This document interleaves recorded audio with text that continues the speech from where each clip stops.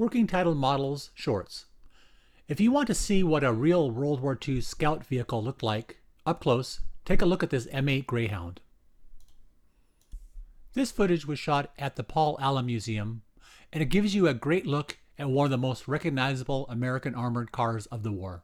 The M8 Greyhound entered service in 1943 and was built for reconnaissance, not heavy combat.